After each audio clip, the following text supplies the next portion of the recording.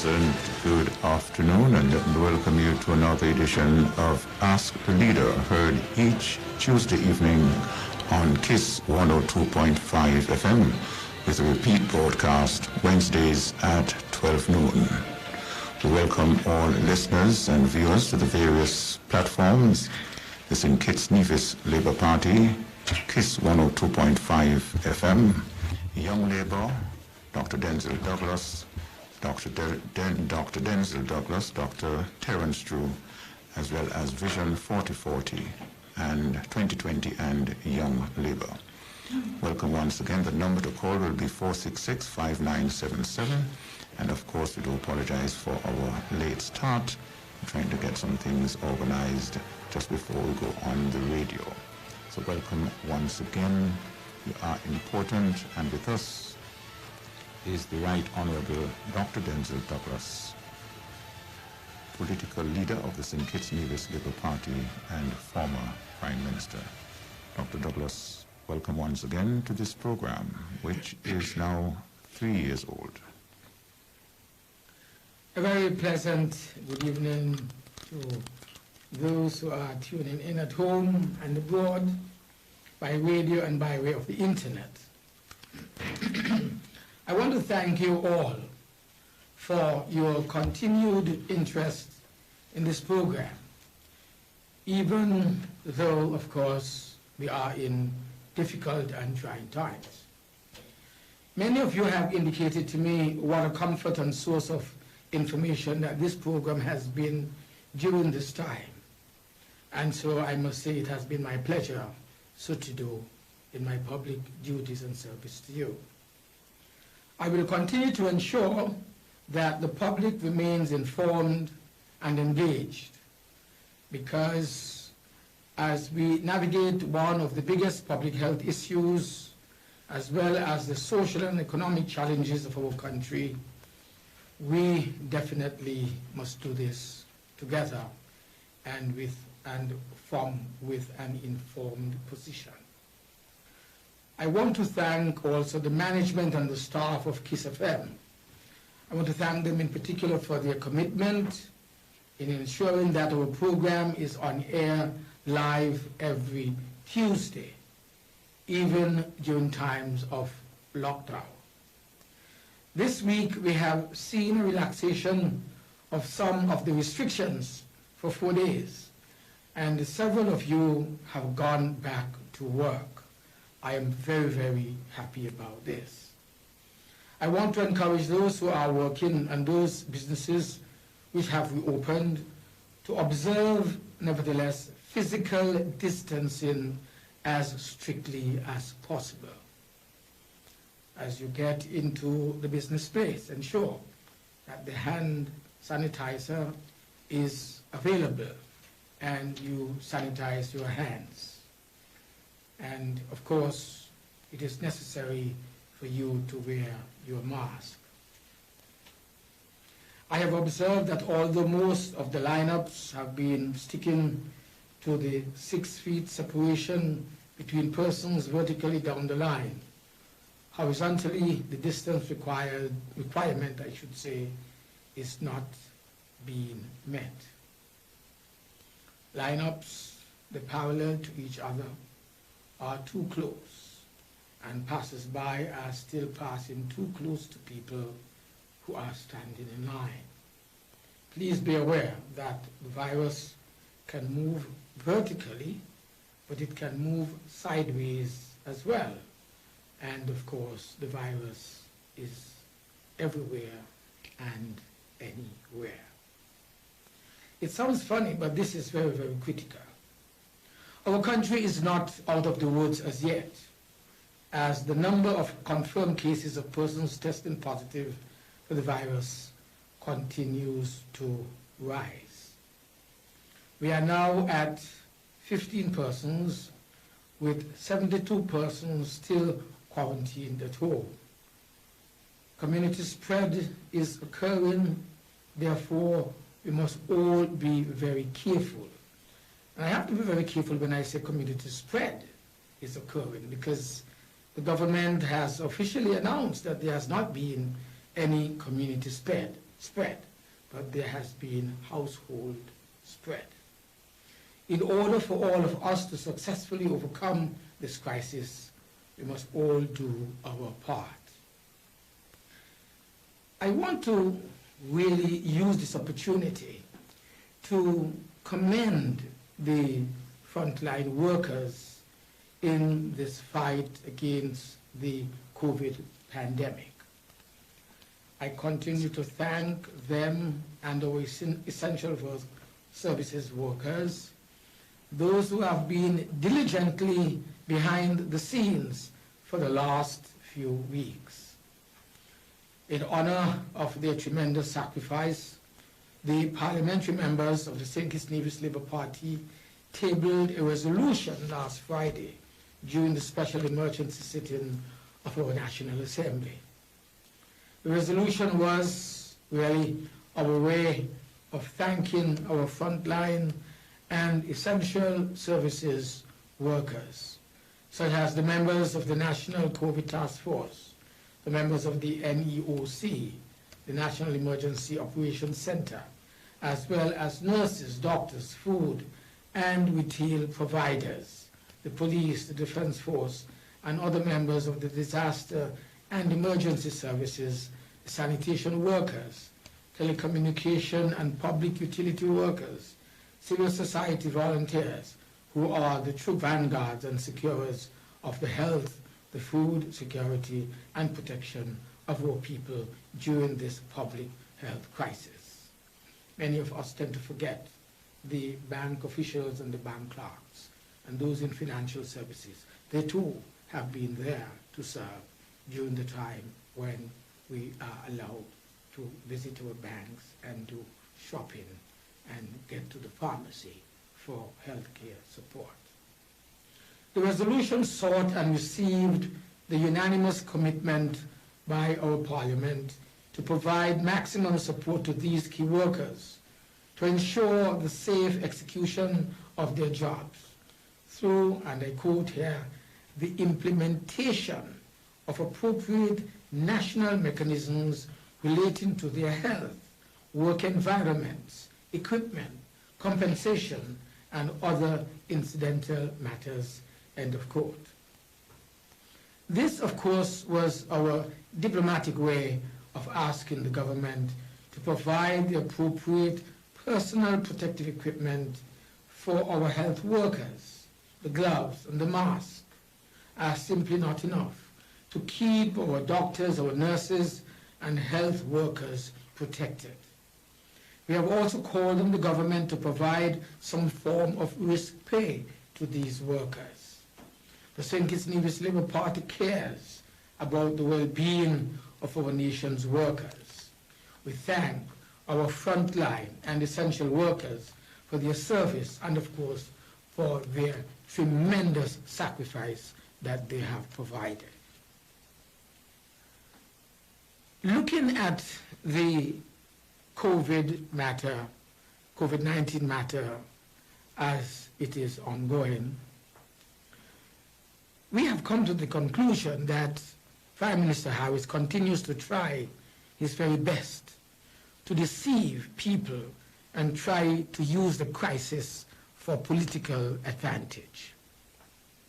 And so I want to move on to address this matter, which I think is of critical importance. And this pertains, as I said before, to what is being perceived as dishonesty, deception, and irrational leadership style of our Prime Minister in relation to his handling of this COVID-19 coronavirus pandemic.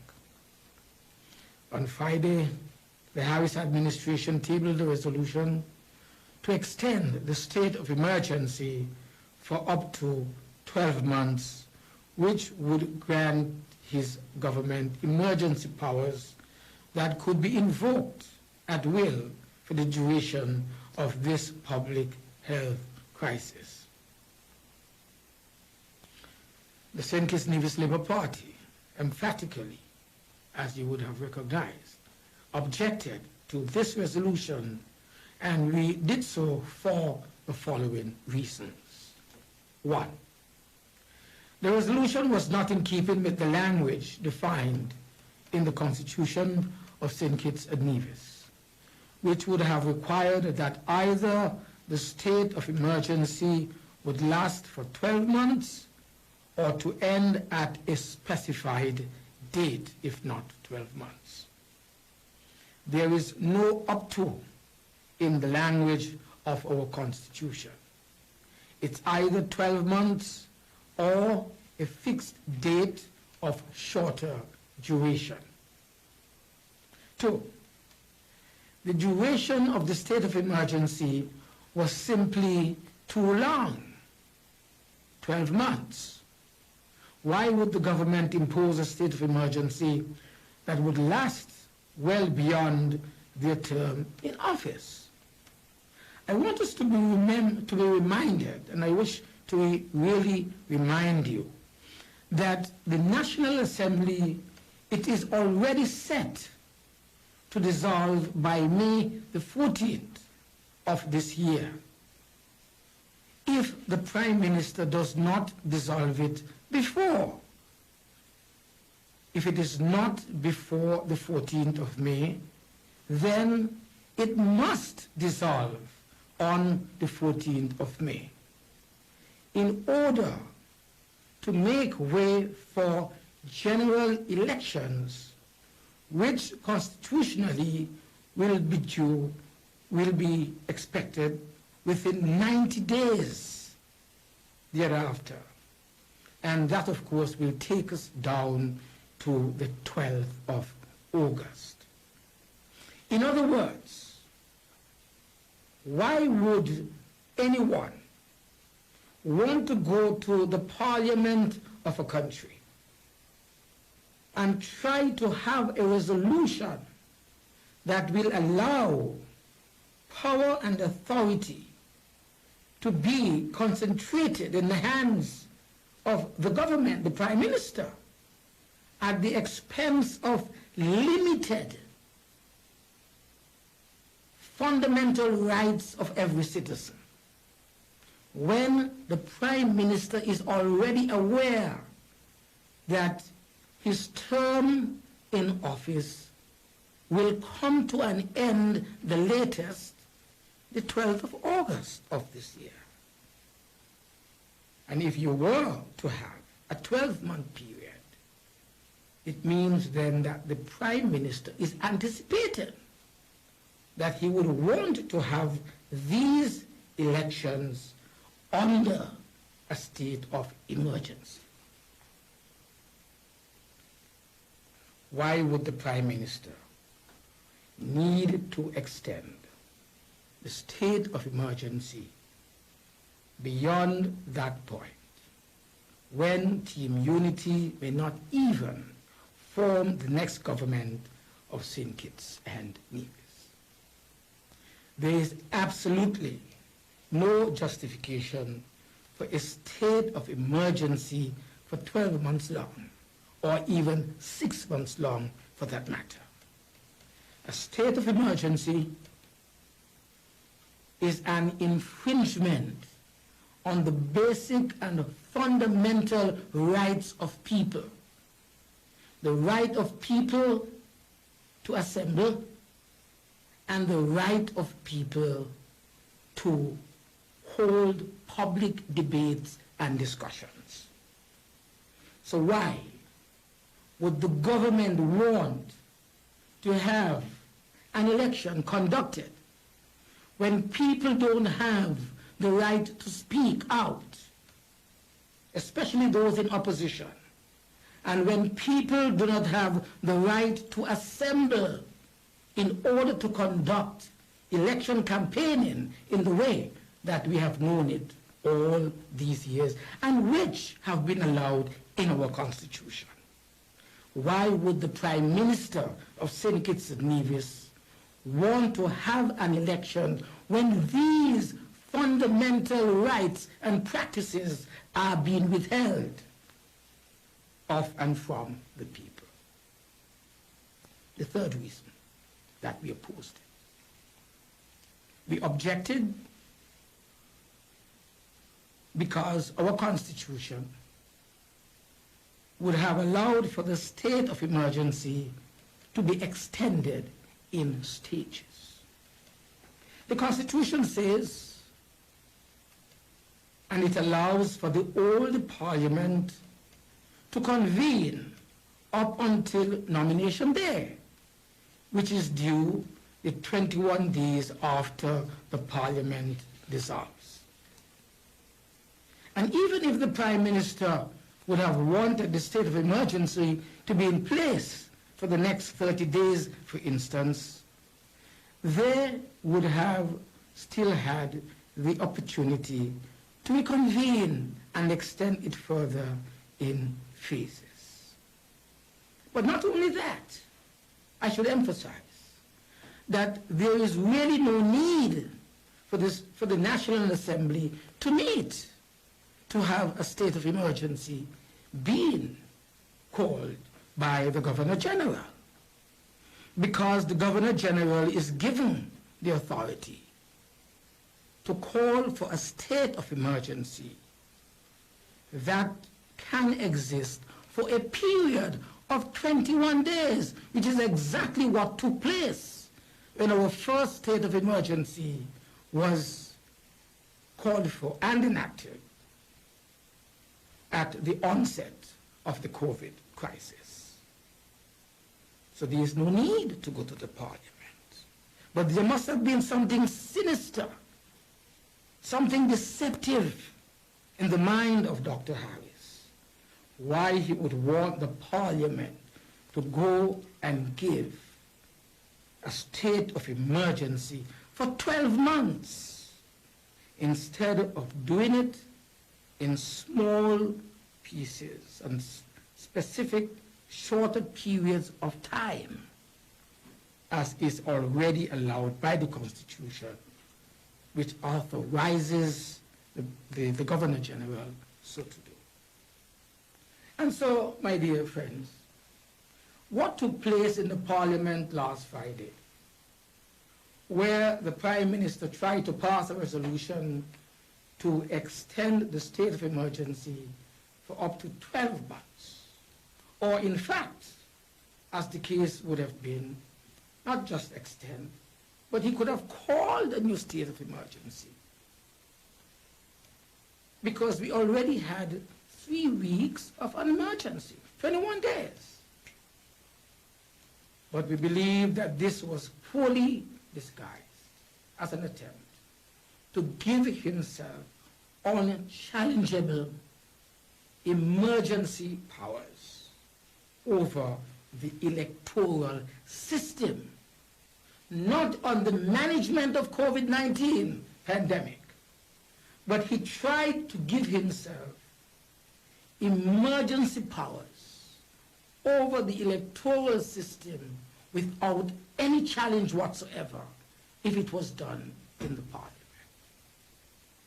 That is why we opposed it. It was fundamentally deceptive, as we can see.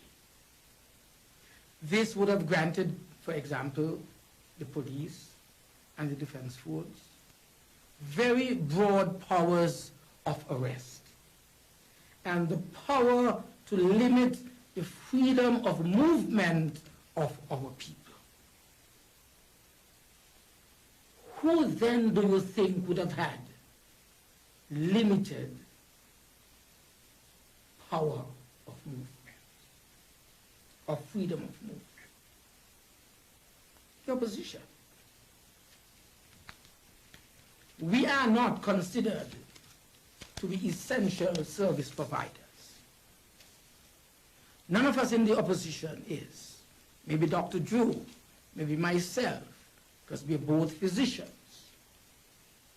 But who else among us would be considered an essential service provider so that we would have been open and free to move around? Who else? Not Jeffrey, not Marcella, not KYSS, not Steve Rensford, not Kenny Douglas, not Natter, Leon Natter Nelson. Only 2 of us maybe. Whereas, on the other hand, all of the candidates of the so-called Unity Coalition, by virtue of being officers of the government,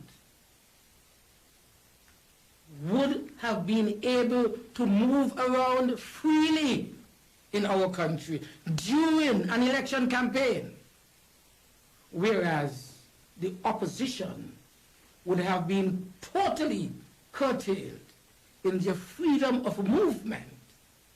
Thus, it would appear to give Dr. Harris and his team an unfair advantage during the election campaign being conducted under a state of emergency.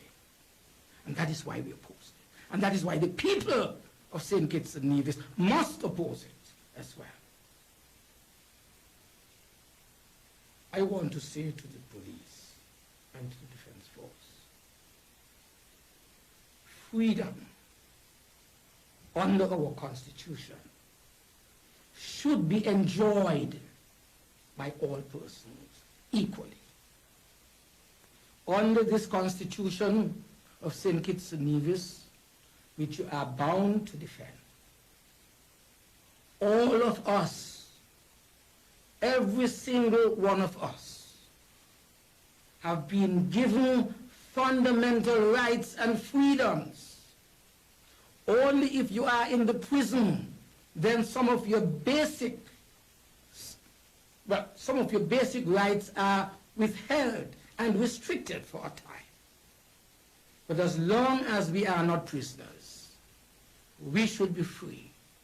And we should be able to enjoy the very same freedoms of speech and association as those who we are opposing in any general election here in St. Kitts and Nevis. Too many of our ancestors' blood has been shed to ensure that these rights are sustained from one generation to the next. And that is why it is important for us to recognize the sinister, deceptive plot that was that of the Prime Minister. But at the same time, when people still need to be able to register to vote, as well as to attend objection hearings, when candidates still need to canvass their communities in order to campaign, there is a very strong possibility that the state of emergency would be manipulated to provide a political advantage to the present administration. Because all this time, are people being registered? Is it that some people are being allowed to register and others are not being allowed? Is it that people would be encouraged or discouraged under state of emergency to register to vote and exercise their right to vote for the candidate of their choice? Why is Dr. Harris trying to commingle the management of COVID-19 pandemic here in St. Kitts and Nevis with the manipulation of the electoral system in order to try to have an unfair advantage over the opposition? Why is the fundamental question that has to be asked. I want to make it absolutely clear that COVID-19 pandemic in other countries has not prevented them from exercising their right to vote in an open and fair and just way. Recently, in South Korea, a Thai election was conducted. I think it is in Burundi, not certain if it is Burundi. I read this morning, someone sent to me, elections are taking place. And the elections are taking place under the severity of COVID-19 pandemic. Why then is there this deception on the part of the Prime Minister, trying to mix up the management of COVID-19 pandemic here in St. Kitts and Nevis, while tampering with the electoral system here in our country? With all due respect to the Prime Minister, our right to vote must not in any way be compromised because of the management of the COVID-19 pandemic. Never. There has to be a compromise. We will not apologize at all for insisting on the position that we have taken, especially when all around the world, governments with despotic, authoritarian leadership are trying to use the cover of this crisis to deprive or to erode the democratic rights and civil liberties of their citizens. People around the world have tried their very best to impose state of emergency in order to withhold people's basic rights and civil liberties so that they can have an unfair advantage. It will not happen here in St. Kitts and Nevis. We have already seen what the Harris regime has been capable of. We have seen the rampant victimization of persons who are known to be supporters of the Labour Party. We have seen the public servants who have been treated as being unworthy to be in the public service under this administration because they served under the previous administration. There are very many weeks and months of being locked out of offices, sent home, almost made to feel as if they are second-class citizens in their own country, demoted in their own positions that they've had, even though some foolish excuse, what you make a noise for, you get it in your same pay. That is humiliation, which is not allowed under the system that governs the public service. Very many people in the police force who have been victimized, the politicization of the civil service, as I mentioned, and the very many increases where people's rights have been trampled upon by this government in a very brutal and unforgettable way. This has been what this government has become known for over the last 5 years. And that is why when we are dealing with a Prime Minister who politicizes everything to find some sort of advantage, it stands to reason that we should expect him to be just as political in dealing with this public health crisis as well.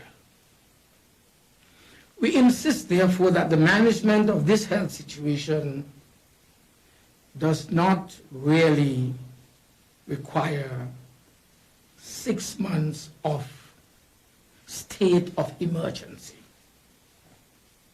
Of course, the management of this health crisis must take as long as is necessary for people's lives to be protected.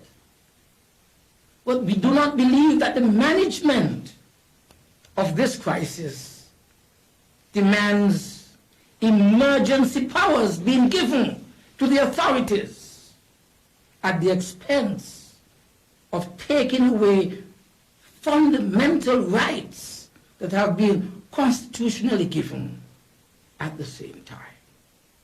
There has to be the correct balance. And we are saying that there is an imbalance here. We believe very firmly that what the Prime Minister and this government has been seeking to do is to impose a state of emergency, not necessarily for the management of COVID-19 pandemic, but to get a clear advantage in the political race in which we are all engaged in at this time. At a time when other countries are making plans for phased reopening of non-essential businesses to get their economies going again, why would we want to signal to the world that St. Kitts and Nevis remain closed for business, under lockdown, under a state of emergency? How are the businessmen in this country going to thrive? How is the economy going to return to a state of buoyancy and normalcy when we are locked down under a state of emergency? How is it going to happen? Which investor is going to say, let me come in? Or which businessman is going to say, let me reopen my business and see if I can recover what I've lost over the period of the pandemic? When the state of emergency is here for 12 months, who's going to do that? And so we ask again, what is it that the Prime Minister and his cabinet members have been thinking? What are they thinking of? But they are thinking of themselves. How can we extricate a political advantage over the opposition during this crisis? I want to emphasize that the new normal of social and physical distancing will be with us for some time to come. However, this does not prevent our grass cutters from going out to cut lawns, our farmers from returning to their farms and reaping their crops and bringing food to us and making some money in the process. It does not prevent our hardware and restaurants to open, and as well our election to be conducted, respecting physical distancing and appropriate sanitation. The fact that Harris tried to pass this resolution was either due to the high level of incompetence of the Attorney General or a severe miscalculation on his part in terms of the high level of vigilance of our people and of the opposition. The people have rejected it.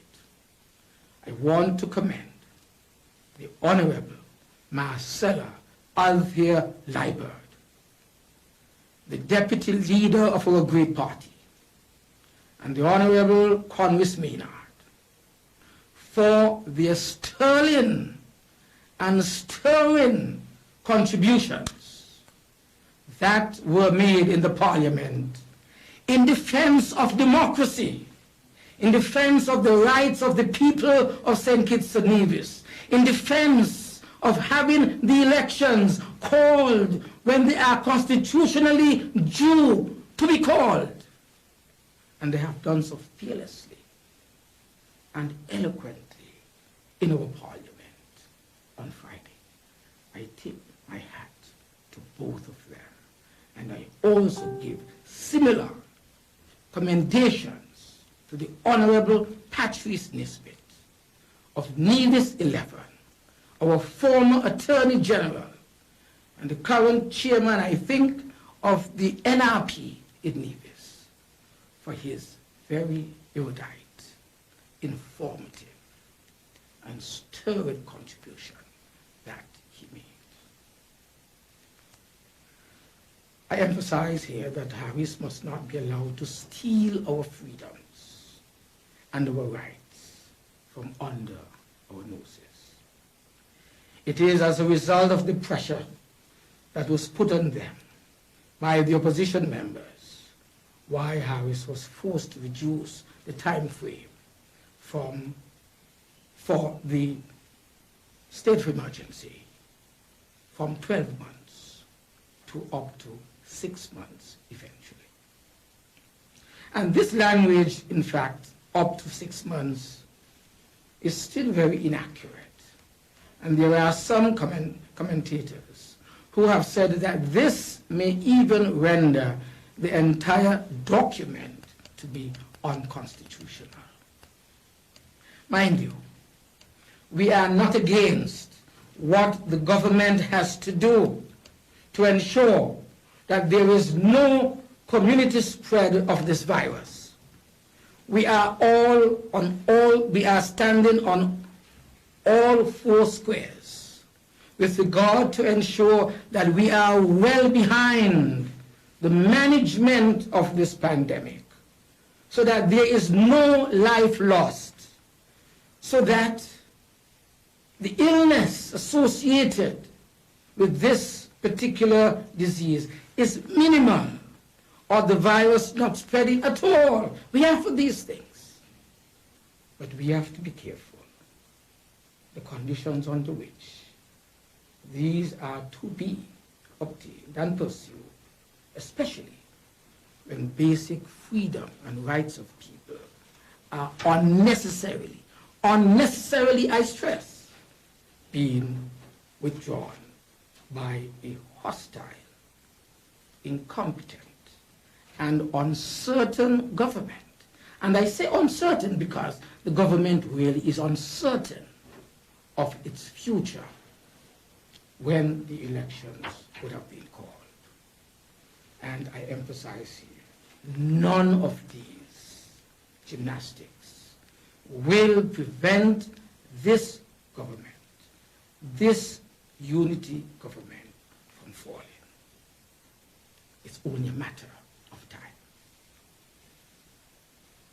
That is why we say that the language that has been used is still very inaccurate.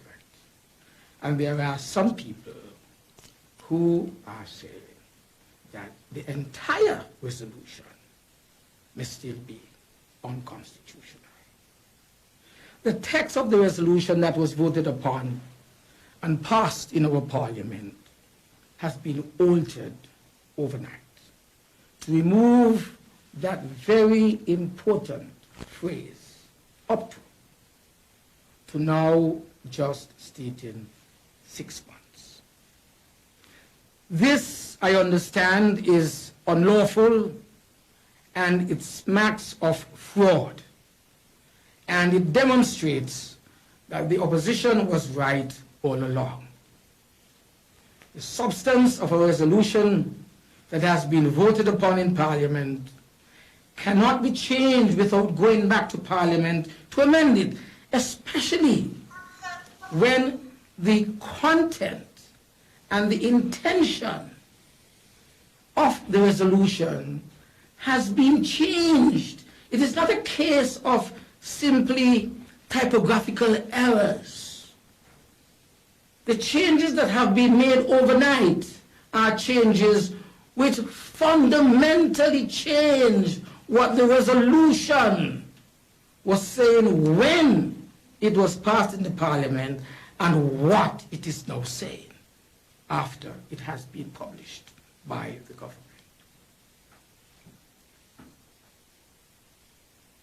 And this, I will end at this time by saying, this is highly unethical, highly deceptive, and smacks of the action of only one man, Dr.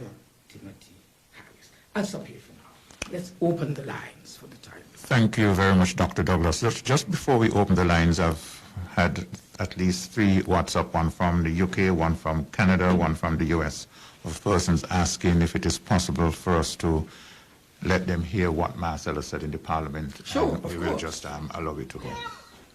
About being locked up. But worse than that, Mr. Speaker. Worse than that. After we have given out tones, and the people of the country say, where the government? Look how we're suffering. Where the government? It's so they're scrambling. If you want to see them scrambling, I'm glad the girls, I'm really happy the girls have got people really hungry, people really in need. Scrambling. We went out in days when there were partial lockdown, when you had time to go out. So did the member for Nevis 9. But the member for St. Christopher 5 and the member for St. Christopher 4 out there on lockdown days, total lockdown days, scrambling to give out packages in reaction to our care initiative. And the member for number 7, I understand it took also the caretaker for number 3. Round here now, cook food on lockdown days, Mr. Speaker. People out there on lockdown days giving out food, cook food, Mr. Speaker, PhD operative, and help for curriculum. Do you know? The member for number 7. The member for number 7 hiding from the meetings, not attending the meetings. First time we sent the deputy, sent in the meeting, but it's virtual, but there, said absolutely nothing. The next time we sent the member for Nevis 10, how can you be leading from behind? This is the lead spokesman on health, and they having COVID, you know. They said it's a pandemic, serious business. And the lead spokesman on health absent from the meetings. Absent. That is the level of leadership that is happening with the member from number 7. And Mr. Speaker, I want to end by supporting what my colleague said, and to say to the country, do not be fooled by this 12-month period that they're trying to get in here. I agree with member for number 3 about the interpretation. You notice that in the resolution, it says, emergency up to a period of 12 months. There's not up to in the Constitution, Mr. Speaker. There's not up to in the Constitution. The Constitution said 12 months or not up to 12 months. Not up to 12 months or. So it's specific. But it's a trick they're trying. It's a trick. But I want the people of the country to know, why is it that this government would want to have some discretion on the limitation of people's rights? Because when you have a state of emergency, that will happen. You limit people's rights, their freedom of movement and so on. Why you want to have 12 months of discretion on that? To manipulate people's freedom of movement and powers of arrest. Why you want that, Mr. Speaker? And Mr. Speaker, there's some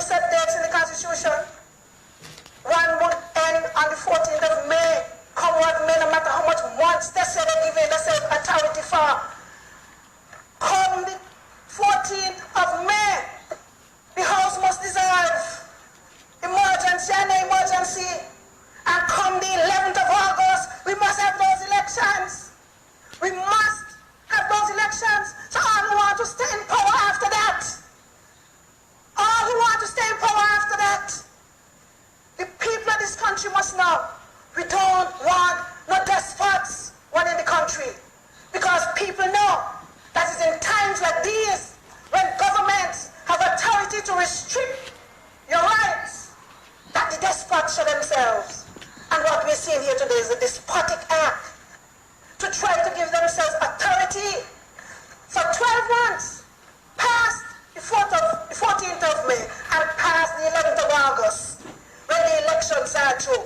But let them know that by the 11th of August, this country must go to the polls. They're weighing in the balance, and they are found wanting. And they're trying it everywhere to extend the time and the power. Not this time, brother. Not this time. Not this time. So the people of the country must understand that we must not allow them to come in here and try to extend their authority past a time that the Constitution does not give them. Who can support that? Who can support that, Mr. Speaker? And so we say, not today. Come the 14th of May, and now you ain't sleeping, the house will dissolve. If you don't dissolve it before that. But by the time we had to dissolve, and come the 11th of August, you got to call the election. What South Korea? They got a pandemic too. They have a pandemic. Yes. But they hold the elections. Pandemic does not erode democracy. Pandemic does not erode democracy. But you guys, I'm going to let it forget the fish. We have a constitution that we must abide by, and we're not going according to Britain. So, a constitution that we must abide by, so don't come in here to give people the impression that you can go past the 11th of August, because you can't. You can't go past the 11th of August. So, you can't go past the 11th of August. And so I say that this is a trick. And you notice, I didn't view of the fact that 3 days ago we got a notice. But only when we come in here, we could get the resolution and we have to debate it. When they had the resolution all along, they had it all along. But we must get it when we come. And then the junior minister of Executive Congress put it on the internet. Because they want nobody know what they're in here doing. They want nobody know that they're trying to extend this thing for 12 months. They don't want nobody to know that. So that is why you see, oh, they give us when they come in, hiding up everything like how they hide the IMS report. And so, Mr. Speaker, I want to say that I would not support this diabolical act to try to give this government authority to go. When you want to pass something that would put you past the time because the Constitution says it must be there. Why you want to do that? So, Mr. Speaker, I would not support this. Thank you. And that was the Honorable Marcella Liebert, the Central Bastia Constituency Number 2 Parliamentary Representative and the Deputy Political Leader of the St. Kitts News Labour Party at last Friday's emergency sitting of the St. Kitts and Nevis National Assembly. I think the Prime Minister also misled the House and the country when he mentioned that Anguilla had taken a position of delaying the elections. But we'll go to the phone lines because it's your program. And we say a pleasant good afternoon. Welcome to Ask the Leader. Good afternoon, Mr. Williams. Good afternoon. Good afternoon, Mr. Douglas. Good afternoon, sir. I've been pondering on this for the longest time. I just sit down and think things and come up with plans. I can't talk to the big stone who are leading my country. Fortunately, sorry to say it like that. But we have a big stone. I want to say things to the big stone and say nothing. That is the big stone leading our country. Now, let's be real, Mr. Douglas. We have a bunch of students around the world. Okay? I'm calling on you guys to find a way to touch base with the student parents. I think some of these parents need a little bit of comforting, a little bit of assurance or something. This big stone been keeping our kind of town hall meeting. Because all kind of papish are coming talking all kind of shoppiness. And up to now they cannot organize a meeting with the parents of all these students around the world. So Mr. Douglas, I'm calling on my Labour Party and you guys as the opposition to find a way. It don't have to be you speaking to the people, but somebody who could give some of these parents some comforting about their children who are all over the world, who the government sent out there on whatever scholarship.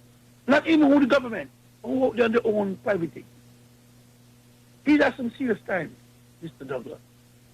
And I'm a parent. Yesterday I come home and I had a discussion with a lady. Her daughter's in Guyana.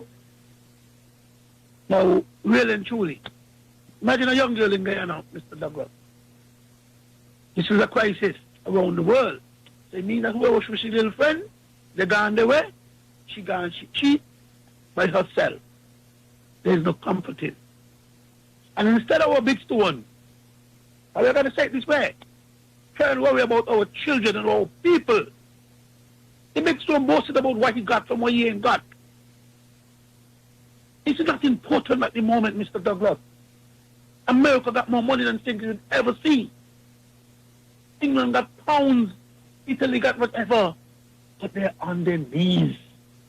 And this boy here, look, he don't understand that. Because it's all about Mr. Timothy Harris. Not once you could come up with a plan and say, okay then, let us speak to all the student parents who's out there. When you got town hall meeting, got politics, attack Mike, this topic, attack this, hard this, attack that. And nobody's studying about with students, Mr. Douglas.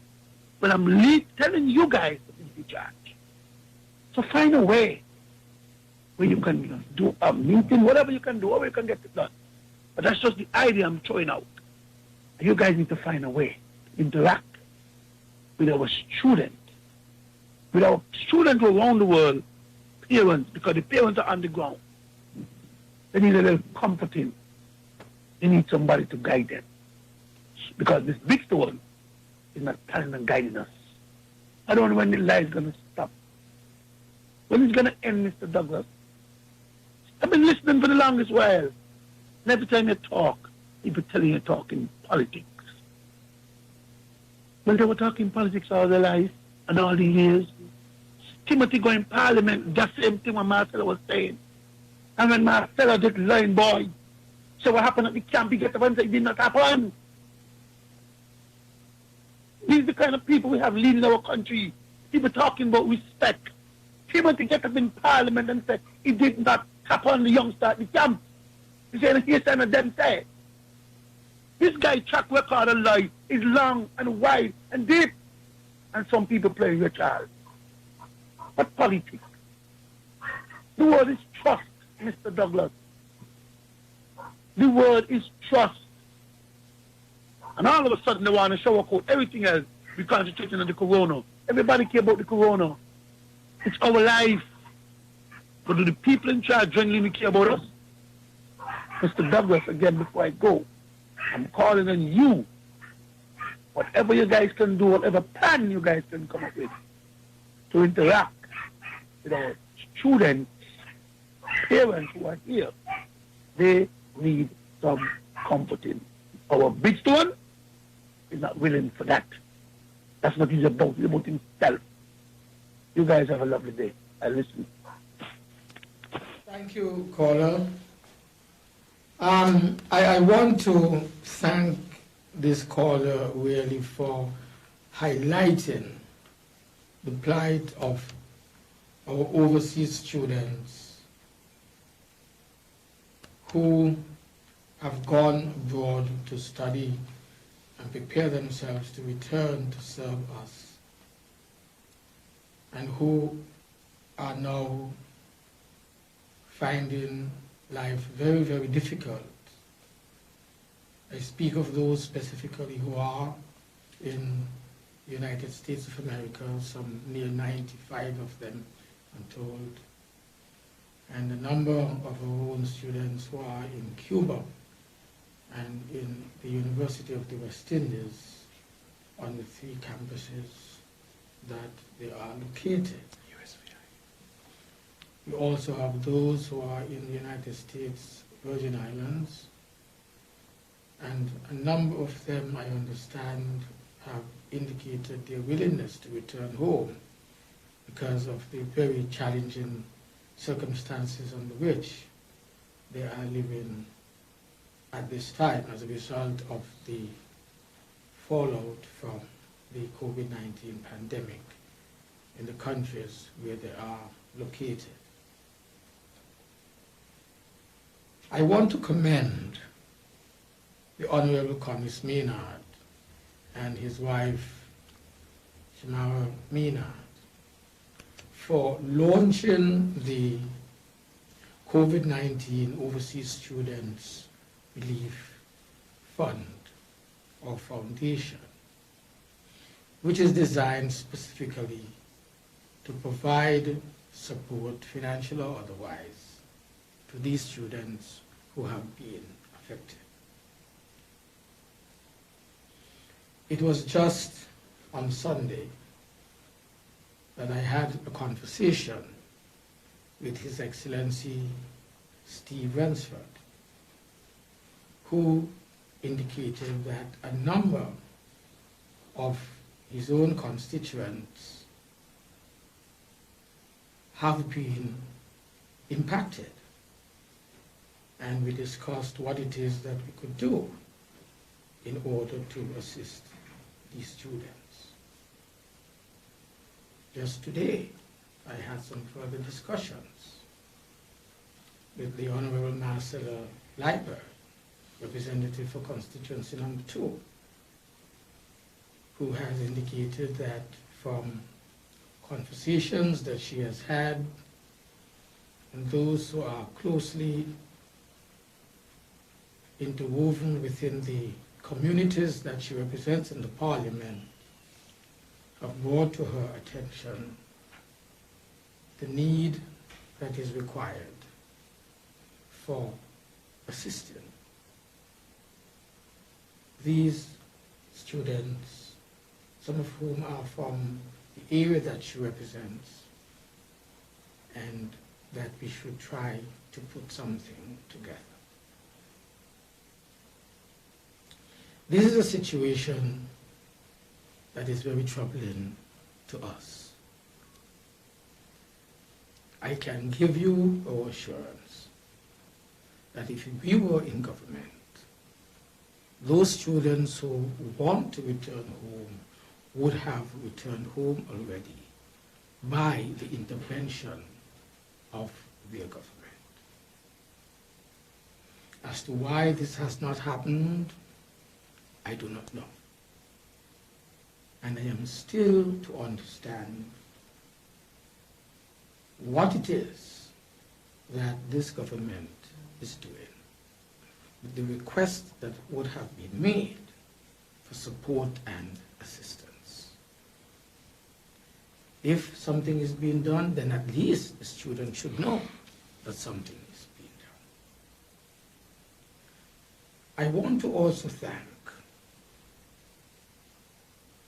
another foundation that is located in the United States of America that has been providing support and assistance to a number of these students.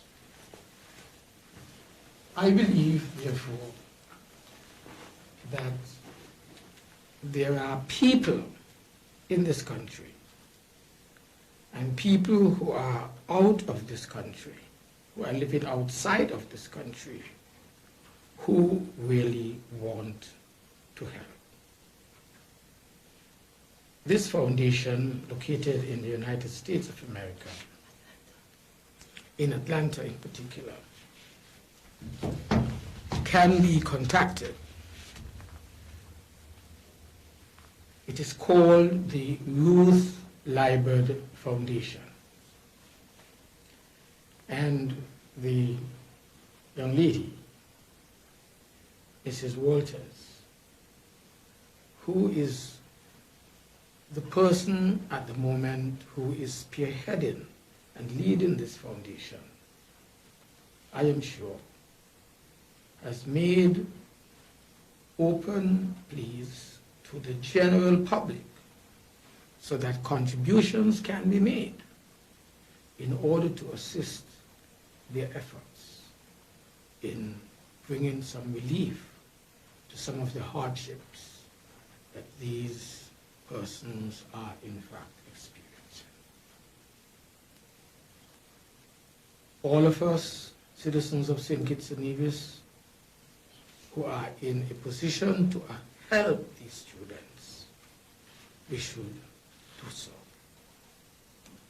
The St. Kitts and Nevis Labour Party, just as it has been called upon by this caller a moment ago, will continue to do what we can in order to bring support and assistance. It was only a few weeks ago